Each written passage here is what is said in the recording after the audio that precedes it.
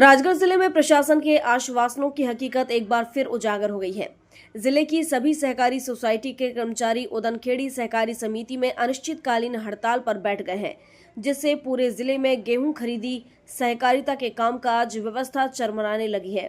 कर्मचारी संघ के जिला अध्यक्ष विश्राम सिंह मीणा ने बताया, इससे पहले भी कर्मचारियों ने मार्च माह में हड़ताल की थी, लेकिन जिला कलेक्टर गिरीश कुमार मिश्रा ने लिखित आश्वासन दिया, जिसके बाद स्थगित कर दिया गया था।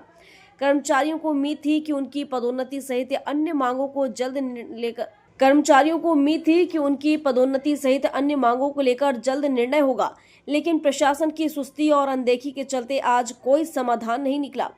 पदोन्नति की मांग को लेकर भड़के कर्मचारी संघ के जिला अध्यक्ष विश्राम सिंह मीणा, साफ उनका कहना है, अब सिर्फ आश्वासन नहीं, फैसला चाहिए। कई बार ज्ञापन देने और बातचीत के बावजूद जब कोई कार्रवाई नहीं हुई, तो मजबूर होकर कर्मचारियों ने फिर आंदोलन का रास्ता अपनाया है। इस लापरवाही का सीधा असर किसानों पर पड़ रहा है। गेहूं खरीदी ठप होने की स्थिति में है। अन्नदाता अपनी फसल लेकर परेशान है। समय पर खरीदी नहीं होने से आर्थिक नुकसान और फसल खराब होने का खतरा लगातार बढ़ता जा रहा है। अगर हमारी मांगें पूरी नहीं हुई तो पूरे जिले में हम गेहूं खरीदी नहीं करेंगे। इसके बाद सहकारी समितियों में तालाबंदी कर अनिश्चितकालीन हड़ताल पर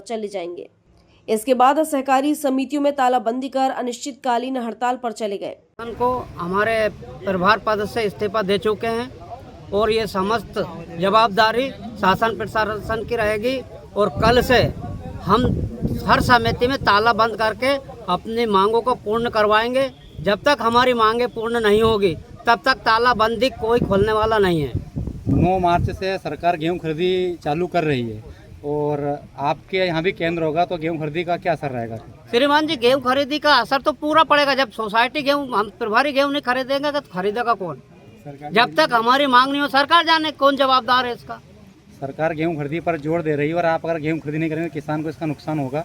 इसका नुकसान अगर होगा तो शासन का होगा। क्या आपकी प्रमुख मांगे क्या क्या है? हमारी प्रमुख मांगे है 60% केडर भर्ती में हमारे प्रभारियों को लिया जाए, और दूसरी मांग हमारी विक्रेताओं को बढ़ा हुआ वेतन दिया जाए। तीसरी मांग है जो भी शासन के हमारे केडर भर्ती से आए हुए हैं और जिनको 3,24,000 रुपये अनुदान बन गया है, उसको कलेक्टर रेट प्लस बढ़ा हुआ वेतन मिलना चाहिए। तीसरा है वो हमारे जो 3 ऑपरेटर हैं उनको निलंबित किया, उनको तत्काल बाहर करें।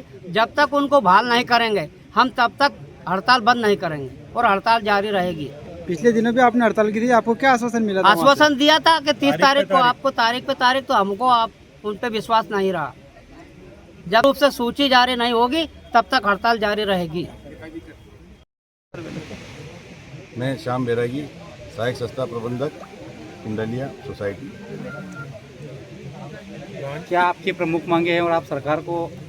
हमारी 3 प्रमुख मांगे सर, जो हम शुरू से माननीय मैनेजर साहब और कलेक्टर साहब को बोलते आ रहे हैं। प्रथम हमारी है कि 60% नियुक्ति जो संस्था कर्मचारियों के बीच से होनी थी उसकी सूची जारी हो जाए।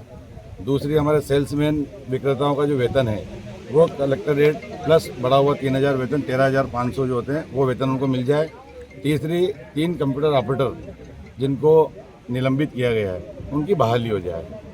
इसलिए इसी 3 मांगों को लेकर हम लोग हड़ताल पे गए हैं। पहले भी हड़ताल करी पर माननीय कलेक्टर महोदय और मैनेजर साहब जिला सहकारी बैंक, उनके कहने पे लिखित आश्वासन पे हम लोगों ने हड़ताल समाप्त कर दी थी, परंतु उनके द्वारा दी गई तारीखों में भी किसी प्रकार कोई निराकरण नहीं हुआ। इसलिए हमको पुनः 8 तारीख से ये कदम उठाना पड़ा। अशोक यादव, कंप्यूटर ऑपरेटर संघ प्रदेश उपाध्यक्ष हूँ। हमारी जो मांगे, जो कंप्यूटर ऑपरेटर को तीनों को निरस्त किया गया उनको बहाल किया जाए। दूसरी बात, जो कंप्यूटर ऑपरेटर है उनको हर महीने वेतन दिया जाए, तब बहुत सारे ऑपरेटर को 6 महीने तक वेतन नहीं मिलता है, उनको वेतन दिया जाए। जब तक हमारी हड़ताल बंद नहीं होगी, जब तक उन तीनों ऑपरेटरों को बहाल नहीं किया जा सकता। पचौर से रोहित राजपूत की रिपोर्ट।